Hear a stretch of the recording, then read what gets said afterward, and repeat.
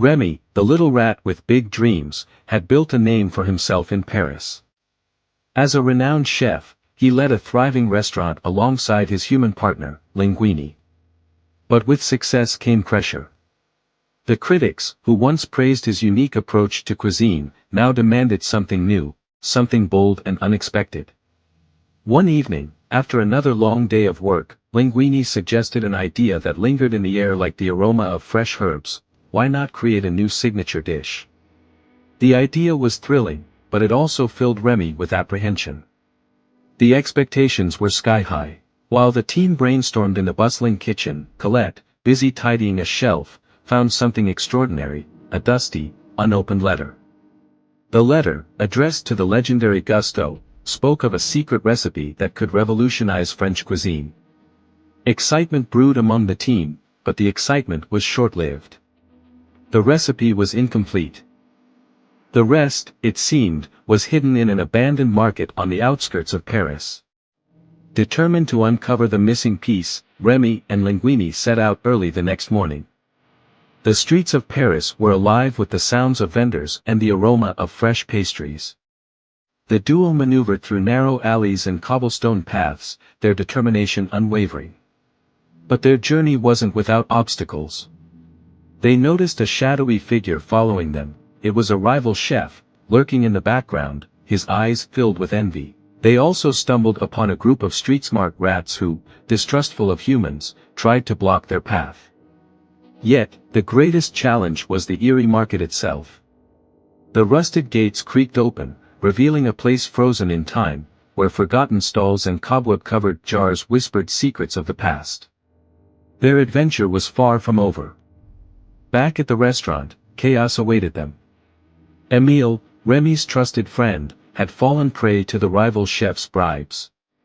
Tempted by coins and cheese, Emile had been coerced into sabotage. Jars of spices lay shattered on the floor, and flour coated every surface.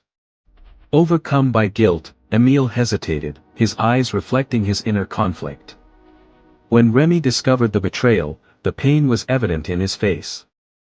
But instead of anger, Remy extended forgiveness, reminding Emile of the bond they shared. With renewed determination, they decided to outwit the rival chef and reclaim their kitchen. The search for the recipe's missing element took them to a forgotten spice shop. Dust-covered jars lined the shelves, their labels faded with time. In the dim light of a flickering lantern, Remy spotted a glowing jar. It was the key ingredient.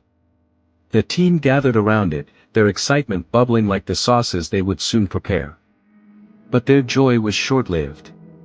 Upon returning to the restaurant, they discovered another act of sabotage. The rival chef had cut gas lines, destroyed supplies, and left the kitchen in disarray. Critics were already seated in the dining room, waiting impatiently. The pressure was immense, but the team didn't falter.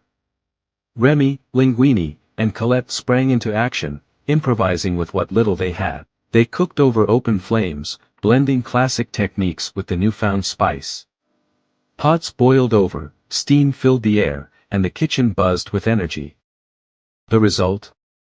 A masterpiece, a dish that fused tradition with bold innovation. As the critics tasted the dish, their skepticism melted into astonishment. One judge, however, remained motionless. He stared at the dish, his eyes welling up with tears. Concerned, Remy watched from a hidden spot. Later, the judge revealed that the dish reminded him of his childhood, a memory of his late grandmother who used to prepare something remarkably similar. He explained that the recipe was inspired by her, a revelation that brought the room to a standstill. But this wasn't the only surprise of the night. The judge revealed that the rival chef had ties to his family.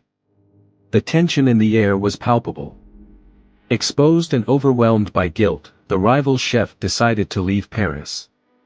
Before his departure, he sought out Remy. Kneeling in the kitchen's warm glow, he apologized, admitting that his actions stemmed from a desperate attempt to reclaim his family's lost legacy. In an unexpected act of redemption, he left behind a handwritten recipe book belonging to his grandmother. Remy, being the bigger rat, forgave him. With the rival chef gone, the restaurant thrived like never before. The new dish became a symbol of resilience, creativity, and teamwork.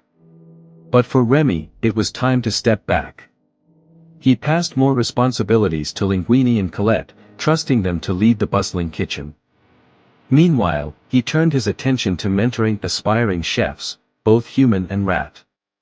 In a cozy training kitchen, Remy demonstrated techniques to wide-eyed students.